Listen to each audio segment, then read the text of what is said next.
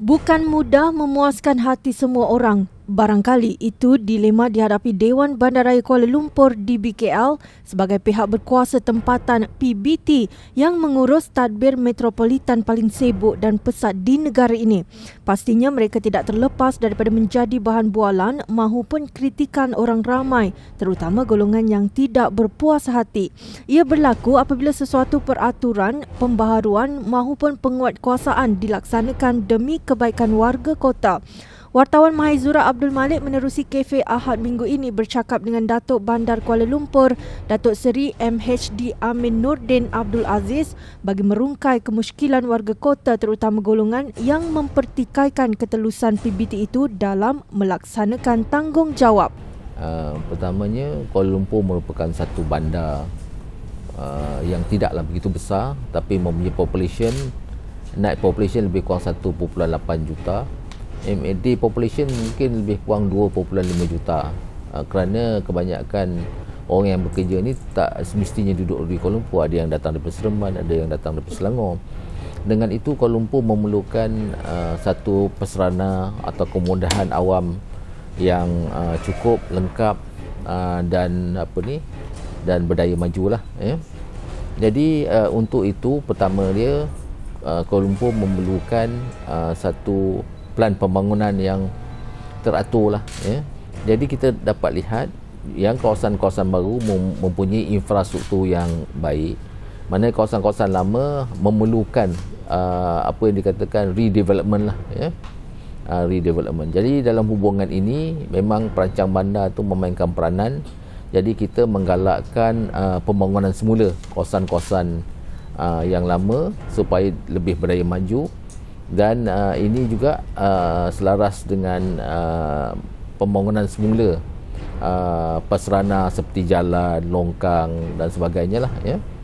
Dan yang kedua, Kuala Lumpur memerlukan satu public transport yang berdaya maju. Alhamdulillah, kerajaan kita telah mempunyai LRT 2 line kita dah ada, dan kita sedang membina MRT juga 2 line, dan 1 line MRT akan siap pada bulan 12 ini.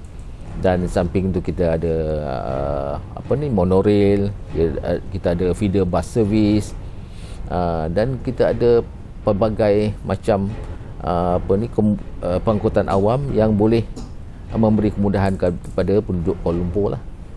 Dan dengan itu kita di BKL juga membelanjakan banyak peruntukan untuk membangunkan jaringan jalan di sekitar Kuala Lumpur, jambatan, jejantas dan sebagainya. Ini adalah untuk kemudahan pengurusan lalu lintas yang lebih baik di Kuala Lumpur.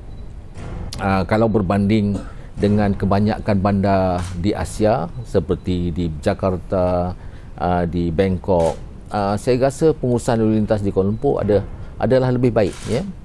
Isteri saya baru balik daripada Jakarta, dia kata janganlah pergi Jakarta sebab untuk pergi ke satu tempat memakan masa 2 jam hingga 4 jam. Sedangkan di Kuala Lumpur ramai orang komplain mereka ni membawa kereta. Kita dah kaji di Kuala Lumpur 70% orang membawa kereta ke Kuala Lumpur, tapi perjalanan ke Kuala Lumpur berjalan lah, walaupun kadang-kadang ayah mengambil masa daripada Cerah sana sampai Kuala Lumpur ambil masa 1 jam, tapi berjalan, kereta tu berjalan, tak stuck, dia berjalan, kereta tu bergerak. Tetapi kalau penduduk Kuala Lumpur tu lebih ramai naik public transport, hanya akan mengambil setengah jam sebab jaringan tu dah ada. Jadi cuma kita nak kena cari kat di mana nak parking dan sebagainya. Dan insyaAllah semua pengangkutan awam ni akan sampai di pusat bandar. Dan di pusat bandar ni sebenarnya walking distance, cuma sama ada kita nak, tetapi tabiat penduduk Kuala Lumpur dia nak bawa kita sampai kat pejabat dia, sampai pintu kedai tu. Itu yang masalah kita di Kuala Lumpur, yang kalau saya nak Kuala Lumpur ni lebih maju, dia punya mentaliti penduduk Kuala Lumpur ni kena berubah macam orang barat, macam orang Australia. Sebab apa? Dia berubah ni, pertama, sama ada dia orang kaya atau orang miskin, dia akan naik pengangkutan awam. Sebenarnya pengurusan perumahan awam di Kuala Lumpur, kita sendiri seperti mana kita maklum, kita mempunyai lebih daripada 70,000 perumahan awam dan PPR di Kuala Lumpur, tapi sebahagian besar tu telah dijual. Mungkin kita sedang menguruskan lebih kurang 60,000 rumah sewa lah. Selain itu telah dijual, dan perumahan awam yang kita ada di Kuala Lumpur ni adalah rumah yang sekitar, yang di bawah perumahan awam tu yang kecil lah, 400 hingga 600 kaki persegi. Yang PPR tu lebih kurang 650 kaki persegi, ya. Dan sebenarnya pembinaan PPR ni dulu adalah untuk pemindahan setingan di Kuala Lumpur pada satu masa dulu yang begitu banyak, dan sekarang ni tinggal sedikit lah, lebih kurang, mungkin kurang daripada 1,000 lah. Namun begitu, kita juga membuka untuk orang ramai mendaftar untuk memberi peluang kepada mereka untuk juga menyewa di PPR atau perumahan awam kita, ya. Seperti warga asing. Ini telah keluar beberapa kali dalam surat khabar, kan, dan Dewan Bandar Kuala Lumpur mempunyai beberapa tim kumpulan lah untuk membuat pemeriksaan unit ke unit. Mana-mana yang menyalahgunakan, pertama dia sewakan kepada orang lain, kedua dia tidak menetap, ketiga dia punya tunggakan beribu-ribu ringgit. Jadi kita akan mengeluarkan notis penamatan penyewaan itu dan merampas semula unit-unit tersebut lah. Jadi saya rasa di dalam 10 bulan tahun ini, saya rasa beratus unit telah kita ambil semula dan kita tawarkan kepada senarai menunggu lah, dalam senarai pemohon-pemohon di Kuala Lumpur lah. Memang bukan, sebenarnya tiada kekosongan di PE atau PPR, ya. Bukan sebab seperti yang saya sebutkan tadi, kebanyakan perumahan awam atau PPR ni adalah untuk pemindahan setingan. Ya, perumahan awam tu memang tak ada kosong. Dia kosong apabila berlaku pelanggaran syarat, kita rampas semula ataupun untuk orang tu berpindah. Tapi PPR adalah untuk setingan sebenarnya. Daripada 35,000 setingan tu, kita telah isi, tapi dia mengambil masa yang banyak lah. Jadi mungkin yang tinggal ni lebih kurang hanya 500-600 saja yang kekosongan, dan itu juga untuk setingan Jalan Pil, setingan Bukit Jalil, setingan di kawasan-kawasan Kuala Lumpur yang belum berpindah lagi. Dan apabila projek berlaku, umpamanya dekat Kepong, projek perumahan rumah WIP dan sebagainya, jadi kita pindahkan ke PPR sekitar Kuala Lumpur ni lah. Jadi itu adalah objektif utama kita, untuk memindahkan setingan. Tetapi bila ada yang layak, yang memerlukan rumah, kita juga tawarkan kepada orang asing. Tapi bukan PPR ini khas untuk yang berdaftar tu, bukan. Setingan, ya. Kalau tidak, projek tu nak jalan, mana kita nak pindahkan setingan? Sebab bila projek berjalan, kita kena pindahkan setingan ke rumah pangsa kita. Council home ni adalah satu rumah untuk orang bujang yang bekerja di hotel, yang bekerja sebagai penghantar notis, pekerja yang grade rendah lah. Jadi dia bujang, jadi kita akan bagi dia unit-unit bujang. Tapi ini kita belum banner lagi, kita sedang merancang. Satu unit, tapi satu ruang tu ada 5 bilik lah. 5 bilik dia share satu, tapi dia share, dan ini yang bayar RM80 umpamanya. And then kita yang baru kahwin, kita nak banner rumah council home orang yang baru kahwin. Satu lagi kita nak banner rumah council home yang orang mampu bayar RM500 ke RM800, yang fasiliti dia macam kondo. Itu juga kita sedang nak banner lah. Jadi yang ini memberi peluang pada rakyat yang mana yang dia rasa dia nak duduk kat situ, tapi kita akan adakan kriteria untuk pemohon nantilah. Perancangan perumahan di Kuala Lumpur sangat bersepadu, dan perancangan dia bergerak agak baiklah di Kuala Lumpur.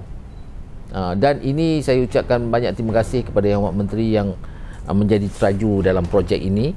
Dan juga kita dapati kita ada pemaju-pemaju yang sanggup membina rumah mampu milik ini sehingga harga dia bawah 200,000. Itu adalah agak sukar kerana kos pembinaan paling kurang pun 200 lebih ribu, tapi dia boleh jual at 198, 188, tapi di cross subsidize dengan 50% daripada rumah harga bebas tadi. Tapi bukan senang. Tu kita kena tahu. Penduduk Kuala Lumpur kena tahu kalau dia pergi di bandar-bandar utama di dunia, parking ni kurang kerana mereka diminta untuk naik public transport. Jadi kita nak menggalakkan orang, janganlah bawa kereta ke Kuala Lumpur, naiklah public transport. Jadi kita foresee bila MRT ni dimulakan pada bulan 12 ni, naiklah MRT tu, naiklah LRT tu, janganlah bawa kereta. Jadi kos you bawa kereta ke Kuala Lumpur dengan kos minyak, dengan kos parking tidak berpada. Lebih baik naik public transport daripada naik parking. Kalau dulu harga dia rendah, parking ni harga dia 50 sen, 80 sen, orang akan parking daripada pagi hingga petang. Dia jadikan parking tu macam hak dia. Apabila di BKL dengan Kementerian Wilayah mengkaji semula, memang sesuai, sebab rate parking ni dah 40 tahun tak bukan tujuan kita nak dapatkan hasil lebih, tapi kita nak menggalakkan orang selari dengan pembinaan MRT dengan pertambahan LRT lain kedua. Kita nak galakkan orang naik public transport dan jangan bawa kereta. Dan kita nak menggalakkan parking di Kuala Lumpur tu hanyalah untuk digunakan sejam atau 2 jam saja. Bukan digunakan untuk parking sendiri daripada pagi sampai petang. Itu dia tujuan dia. Tapi penduduk Kuala Lumpur dia tak faham. Di Kuala Lumpur terdapat lebih kurang 46,000 petak letak kereta di sekitar Kuala Lumpur. Ini parking awam lah. Tetapi di samping parking yang disediakan, parking tepi jalan, iaitu ada 46,000, kita ada juga parking dalam komplek beli belah yang juga berpuluh ribu juga. Tetapi mereka tak nak masuk ke parking di komplek-komplek tu sebab harga dia lagi tinggi. Jadi dia ada alternatif. Walaupun kita naik 80 sen ke RM1.50, tapi di komplek lagi mahal. Jadi dia kena faham bahawa dalam menguruskan bandar di segi parking ni, semua bandar di dunia, kita ambil lah kota London ataupun Australia ataupun di mana-mana, Manila ke di Bangkok, dia akan kenakan parking tu lebih tinggi lagi sekarang kerana tak mengalakkan. Sebab semua dah nak pakai MRT dah. Bangkok dah ada, Jakarta sedang bina. Jadi semua bandar-bandar ni dah tak dapat tampung. Di Jepun dah semua dah pakai public transport, dia tak pakai dah kereta dah. Di UK pun semua dah pakai public transport. Kita ni ketinggalan belakang. Penduduk kita ni bukan 1 juta sepanjang masa, dia akan jadi 2 juta, dia akan jadi 3 juta. Jadi kita ni ke arah macam nak ikut bandar-bandar di barat, yang mana penduduk tu semakin bertambah, akhir dia kena pakai public transport. Memberi lesen kepada peniaga asing. Tetapi inilah isu dia, penduduk kita, iaitu pelisen-pelisen tempatan, warga tempatan yang menyewakan kepada warga asing. Ini masalah dia. Jadi agak sukar untuk di BKL mengambil tindakan kerana kuasa untuk mengambil tindakan yang tegas pada warga asing, kita tak ada kuasa. Itu sebab saya telah memesyuarat dengan Ketua Pengarah Immigration untuk bekerjasama dengan Immigration dalam mengambil tindakan pada warga asing. Tetapi kita sedikit-sedikit untuk membuat kawalan ni dengan membatalkan lesen jika menyewakan kepada warga asing, menyita mereka. Lesen asal semuanya adalah lesen orang tempatan. Jadi sebenarnya di Kuala Lumpur ni masalah utama saya adalah disiplin warga kota. Ada lesen disewakan. Peraturan-peraturan lintas tak ikut. Pemasangan iklan-iklan haram bermahajalela. Jadi saya nampak di bandar-bandar lain ni sama ada mereka ni dikenakan tindakan tegas ataupun warga dia dah lebih disiplin. Jadi lebih kepada kita telah bincang dalam satu mesyuarat mesyuarat penduduk ni, perwakilan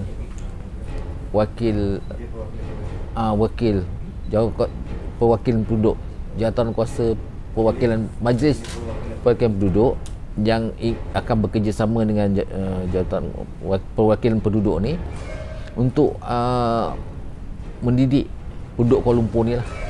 Dalam sesuatu kawasan tu kita ada 11 kawasan parlimen dan mereka ini akan membantu kita untuk mendidik Kuala Lumpur, the do's and don't lah yang boleh dan tak boleh dibuat di Kuala Lumpur ni. Sebab tanpa komuniti punya bantuan ni, kita sukar untuk kita, kalau kita terus buat enforcement tu, dia datang, kita ambil tindakan, dia datang balik, ambil tindakan, datang, dia kerja tu tak habis. Umpamanya macam menurunkan iklan, kita turunkan iklan, dia tampar balik, turun iklan, tampar balik.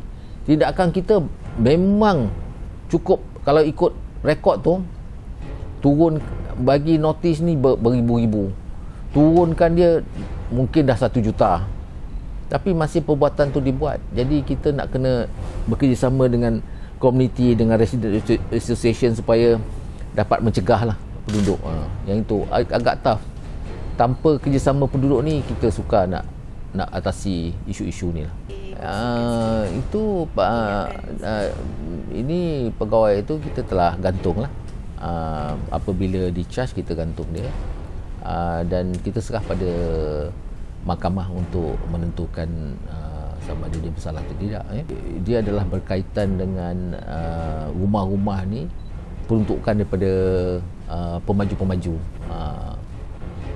yang mana di luar kawalan di BKL. Sebab di BKL tidak kawal pemaju nak jual dekat siapa, kita tak kawal tu. Yang penting dia adalah pemaju kena kena jual mengikut peraturan jual beli lah, dan pembeli juga kena ikut peraturan jual beli. Dia kena peraturan tu kena ikut. Tapi peraturan itu di BKL bukanlah ahli dalam jual beli tu, kita tak masuk campur tu. Jadi dalam hal ini di BKL tidak ada kaitan sangat dalam kes ni, tapi itu adalah kes antara dia dengan pemaju, dan dia didapati mempunyai aset yang lebih daripada apa yang dia ada. Dan kita telah membuat beberapa